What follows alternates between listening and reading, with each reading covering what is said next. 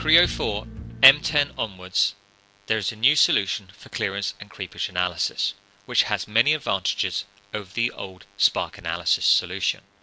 For example, components that are hidden in an assembly are automatically excluded from the clearance and creepage analysis. There are tools to highlight conductive, isolating and undefined components.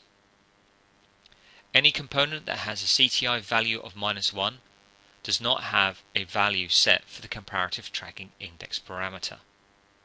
Choosing Apply CTI values will automatically append the parameter to the part or update existing values of the parameter. The new clearance and creepage solution also supports non-homogeneous parts, for example a fuse. For this fuse, the comparative tracking index has been set to 0, so the entire part is conductive. By choosing Feature and choosing the center feature of the fuse, we can apply the comparative tracking index parameter and set its value to be isolating, in this case 600.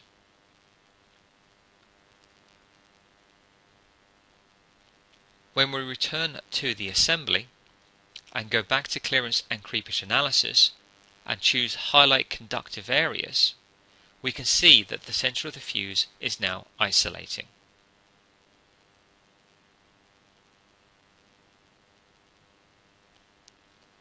Under Options, there's the opportunity to set the value for the analysis, either inch or millimeters.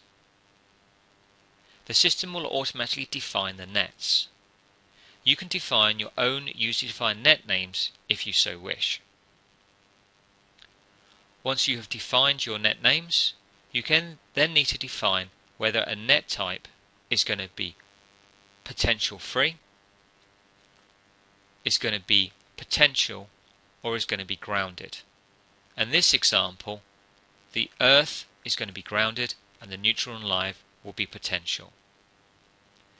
If in your design you have things such as screws with threads, springs or rivets, you can choose to define the type of that part.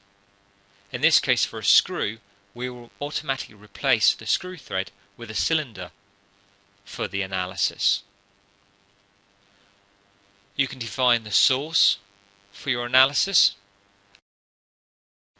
and set the clearance and creepage distances for each of the target nets.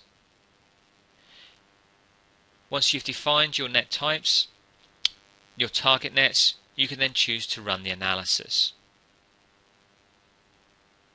In this case, our analysis has fully passed.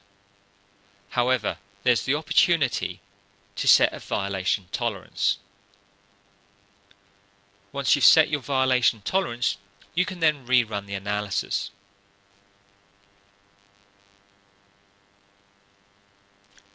Here we can see that the earth net has a minor violation.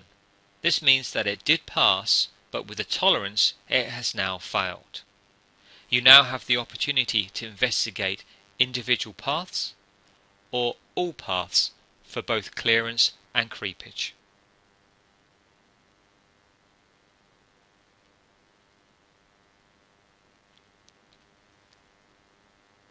Should you want to store this analysis for future reference, perhaps a design review, under Menu you can choose to store the analysis. You can provide the analysis with a name, and this analysis will now be stored. This concludes today's presentation on the new clearance and creepage analysis solution.